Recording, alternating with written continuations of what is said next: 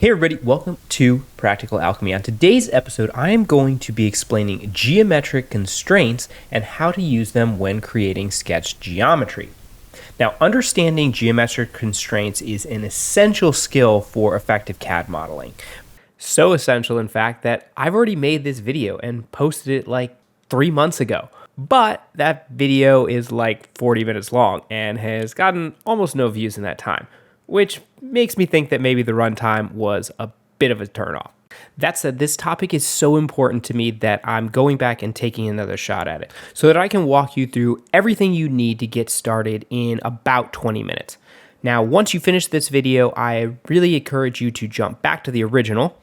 Link is going to be here, and jump in around the 23-minute mark so that you can follow along to the demo where I show you how to use constraints in practice. So with all that said, let's dive in. Once you get the hang of it, utilizing constraints will allow you to generate sketches much more efficiently, and it will provide you with much greater flexibility when you make changes and refinements to your design later on. In order to explain geometric constraints, let's jump into a sketch. Now, as I'm sure you already know, the sketch environment is where you are going to be using a series of lines and arcs to create sketch geometry for your part.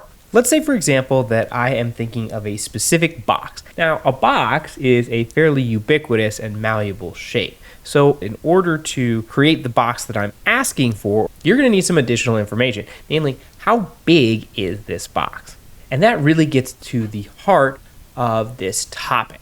When you in CAD, you aren't just creating random shapes, you're trying to create specific things. And in order to create specific things, our sketches need to be specific. Whenever you create a sketch, you are answering 3 questions. 1, what is the geometry of the object? 2, what is the size of the object? And 3, where is it located in 3D space? Now, with these questions in mind, let's jump back to our box example. The first question, what is the geometry, is already answered, but the size and the location are still open questions. As you can see, I can click and drag on the sides to change both the size of this box and its position in space. In CAD terminology, a sketch entity in this state is referred to as either undefined or underdefined geometry. We need to add additional information to this sketch in order to better define both its size and its position, which you can do in one of 2 ways. The first and most obvious way to define a sketch is through the use of dimensions. Dimensions allow you to assign numerical values to properties such as length, angle, and curvature, i.e., the diameter or radius of an arc. And we can use dimensions to better define our rectangle. Let's start off by defining the length. So we click up here, and we're going to set that at 3.5 inches. As you can see, now when I click and drag, this object is a little bit less flexible than it was. In other words, it has become more defined. Now let's define our width in the same way. And as you can see, our object size is now fully defined. But I can still move it around, so I'm going to need some additional dimensions to anchor it to a fixed point in space. In this example, I have a point set at 15 in the y-axis and 0 on the x-axis, and I want to set this rectangle to be 2 inches above and 1.5 inches to the right. So let's set that quickly, and voila. Now you will notice that when I added that second dimension, that entity changed from blue to black. One of the cool things about Fusion is that it provides visual guidance in the sketch environment to help you determine which entities are defined, black, and which ones still need more information, blue. Now you may be noticing that at this point in the video, I have not mentioned constraints, which is strange because this is a video about constraints. Trust me, this was all by design. As I mentioned earlier in the video, there are 2 ways to define our sketch entities. The first is via the numerical dimensions, and the second is via geometric constraints. So now that we've got this primer out of the way, time to answer the big question. What are constraints? Well, constraints are fundamental relationships between sketch entities which define the shape beyond the numerical dimensions. To illustrate this, let's look back at our 3 questions, and our box example. We spent the first few minutes of this video answering questions 2 and 3, but we just kind of glossed over question number 1 because the answer seemed pretty obvious. What is this shape? Well, it's a rectangle. All right, fair enough, but let's unpack that a little bit. What's a rectangle? Serious question. Put your elementary school geometry hat on, and let's break this down. At its most basic level, a rectangle is a series of lines. Good start, but that's not quite enough information. It can't just be 4 lines, they have to be 4 lines that are connected. Now we're getting somewhere. Our 4 lines are connected and we have a quadrilateral. Still not quite enough information to get us to a rectangle. Okay, so how do we get from a quadrilateral to a trapezoid? Well, a trapezoid has 2 sides that are parallel to each other. Getting closer. All right, next question. How do you go from a trapezoid to an equilateral trapezoid? To get to an equilateral trapezoid, we have to have 2 parallel sides and 2 sides of equal length. Okay, how do we go from a trapezoid to a parallelogram? One more relationship here. We have to have 2 sets of sides that are parallel, which by default would also make them equal length. Getting much closer. All right, now, how do I go from a parallelogram to a rectangle? I need to have 2 sets of sides that are of equal length, that are parallel to each other, and these pairs of sides need to be perpendicular to each other, 90-degree angle. Okay, so hopefully at this point you see where I'm going. We have a nice list of geometric constraints which define what a rectangle is before we add any dimensions to it. And that's really key. When you first start off modeling, the temptation is to just start drawing lines and adding as many numerical dimensions as possible. But the key to really great sketch modeling is to define your geometries as much as you can using constraints before you ever introduce sketch dimensions. All right, so now that we have a baseline understanding of what our geometric constraints are, how do we actually use them? In the next part of this tutorial, I'm going to be showing you how to apply constraints, and in fact, we are going to start off by making our rectangle from scratch. So let's finish out this sketch and let's start a new one. So I'm going to create a new sketch in the top plane, and let's start off with 4 lines. And I'm intentionally going to place them randomly on the screen. Now, let's start working our way through our list. First constraint is horizontal and vertical, which seems pretty straightforward, right? This is going to define any line as either being horizontal or vertical. Now, there are a few different ways in which you can apply dimensional constraints. Number 1 is to click on the entity first, and with it highlighted, you can now come up to the top bar and click on the constraint. The second way is to select the constraint first, and with the constraint active, you can now hover over your geometry and click to apply. But you can see now that I have applied this constraint, it shows up as a grayed out box near the object. If I want to remove this constraint, I have a few options here as well. I can click on it and hit the delete key with it selected. Alternatively, I can right click, and with the wheel menu, I will go over here to delete. All right, so those constraints are now removed. The third way in which you can apply constraints is by essentially constraint snapping. So as you can see, when I click and drag this point here, this line is going to automatically snap to the horizontal vertical constraint as I approach the vertical in the viewport. The next constraint that I want to talk to you about is the coincident constraint. So the coincident constraint essentially constrains one point to one other location in space, whether that be an endpoint or a line. If I click on this endpoint, shift and click on this one and hit coincident, you can see that those points come together to a single point. I can also click and drag, and you can see here that as I get close to this line, there's a little X on top of it, and that means that this endpoint will now be constrained to this line. Still got some flexibility to it. As you can see, I can click and drag this around, but this endpoint will stay attached to this line. Now, I will say that the coincident constraint works a little bit differently than the other constraints because it does not hover and show up by default, mostly because it would be very difficult to see your workspace once things start to get very busy. If you want to see and potentially remove that constraint, you just click on it, endpoint, and then now I can come back in and delete to remove. So I've got 2 points that are constrained together, and so now I'm going to go through and constrain all my corners. As you can see here, that X that is active when I hover changes into a square once I hit a point. So X will constrain to a line, and a square denotes a coincident constraint of a point to a point. And as you can see here again, there's a few different ways that I can apply that. I did some clicking and dragging.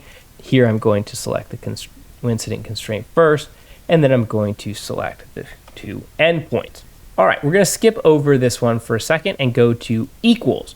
All right, so the equal sign basically says that 2 entities will be of equal length. So for example, I can now take this line here, shift and hold, and select this line here, hit equals, and they are now going to be equal length. So as I drag this point up, no matter what else happens in that viewport, this line and this line will always be the same length.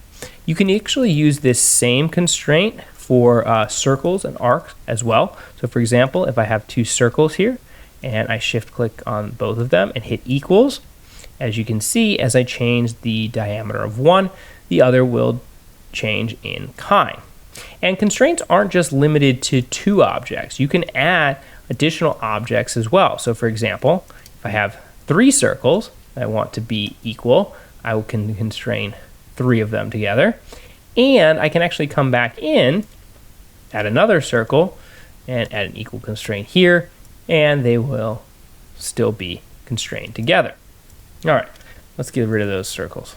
The next constraint that I want to talk to you about is the parallel constraint. You apply it to any lines and they will extend infinitely into the same direction and never intersect. So I've got these 2 lines that are equal to each other, but they are at different angles. So I am going to set them to be parallel to each other. And as you can see now, no matter how I change the angle of this shape, these 2 lines will always be the same length and they will always stay parallel to each other. All right, great. Now before I go on to the next constraint, I want to show you something. I've got a parallel constraint on these 2 lines, and as you can see, I have created a parallelogram, but I have not actually constrained either of these lines. I haven't said that they would be parallel. It is just the nature of the geometry. So what would happen if I went in and added a parallel constraint here? Add a constraint here and here. And as you can see, I got an error pop up. It says this geometry is overconstrained. All right. Adding a constraint in that location is unnecessary because the geometry is already locked. There is no way for me to change the parallel nature of these 2 lines if these 2 lines are both parallel and equal to each other in length. Point of what I was trying to show you there is that the CAD program will not allow you to over-constrain an object, right? You can't add more or unnecessary or superfluous details when you are applying constraints. All right, last constraint here. I've got a parallelogram, but I'm trying to get to a rectangle. So how do I do it? Need to define this angle. Again, I don't want to do it with a sketch dimension. I have a constraint specifically to define things as perpendicular. So I'm going to click here, and I'm going to click here and apply a perpendicular constraint. As you can see here down in the corner, these corners are now perpendicular to each other, which means I have a rectangle that is free to move around in space. If I want to change this to a square, what do I need to do? Well, I want to add a constraint so that this pair of sides is equal in length to this pair of sides, which I can do. I'm going to set this as equal.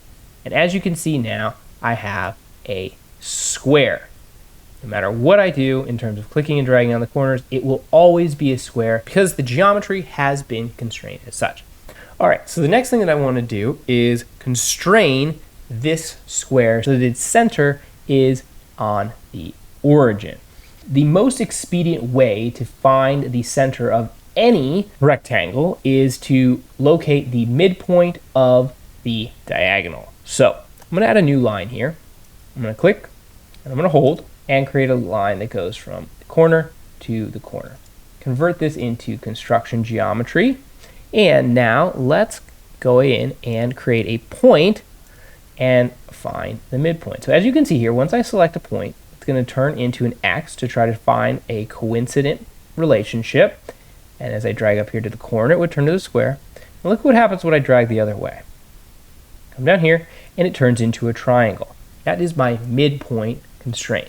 You can see here, if I add another line off of this midpoint, and I click and drag around, I can additionally define the midpoint of any existing line. Now that I have defined this midpoint, it's very simple for me to either click and drag or select and select, and now I'm just going to constrain that midpoint to be coincident to the origin. And you can see that my square has started to turn black, adding a lot of constraints. And now all I still have left to define is how big this square is. So last but not least, I will come in here and say that this is a 12-inch square. And as you can see, it has turned black because it is now fully defined. But the core takeaway here is that of all the lines that I created, I only had to have one numerical dimension to define this object and its location in space. Everything else was driven by constraints. Okay, I have a few more constraints that I want to talk to, and these ones I saved to the end because they generally apply towards circles and arcs. So the first one that I want to talk about is the concentric constraint.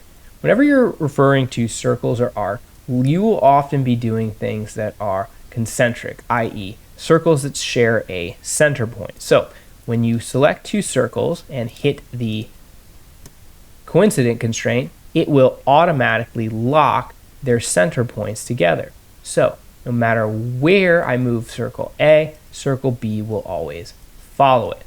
Now you may be asking yourself, what is the difference between the concentric constraint and the coincident constraint? And in practice, there really isn't one. What you are doing is essentially constraining the center of one circle to the center of another circle. But as a best practice, you should always use the concentric constraint over the coincident constraint when defining circles in this manner. Next constraint we're going to talk about is the tangent constraint. So let's talk about what tangent is. When you're thinking about circles, right, a circle always consists of a center point and a radial line emanating from that center point to a specific length. And you create a circle by rotating that radial around the center point 360 degrees. Now, if I add another line that is coincident at the end point of my radial and also perpendicular to that radial, that line is known as a tangent line, a line that has a smooth curvature between the straight line and any point on that arc. So as you can see, if I add a second line and connect it and make it coincident to any point on the circle, right, I'm always going to have a corner unless that line is also tangent to that circle. Once the tangent constraint is applied, this line will always follow the curvature of this circle no matter where the other endpoint is. Now, moving forward, next constraint on our top bar menu here is the fixed constraint.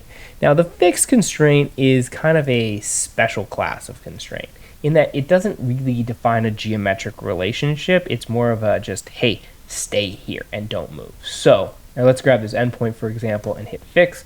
As you can see, it turns green, and now I can't edit it anymore. Now, in my opinion, the fixed constraint is really kind of more of a temporary solution to keep things from moving around unexpectedly while you're working on them.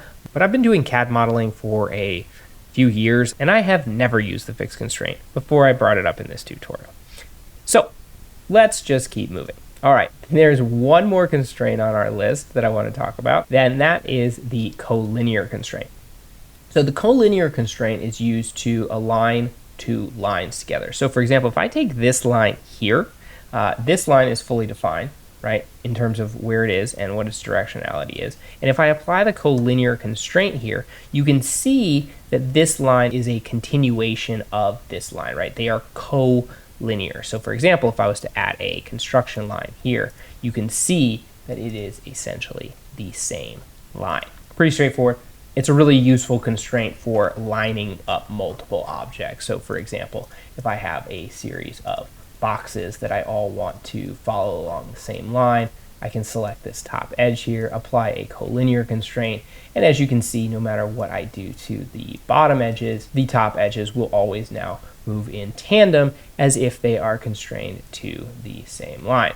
And the last constraint that I want to talk about today is the symmetry constraint. The symmetry constraint is generally used in conjunction with the mirror tool. So for example, if I click up here to mirror and I select these objects here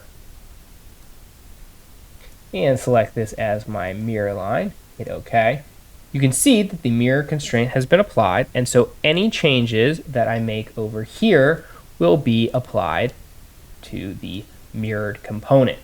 All right, that is a complete crash course in all of the different constraint types. Now, the next question, of course, is how do I use this in practice? Because it kind of just seems like you spent 20 minutes showing me how to make a square from scratch when there's actually already a rectangle tool right here in my top bar. And you're probably right. If the extent of your CAD modeling is just making one rectangle or one circle, you could probably get away without using constraints.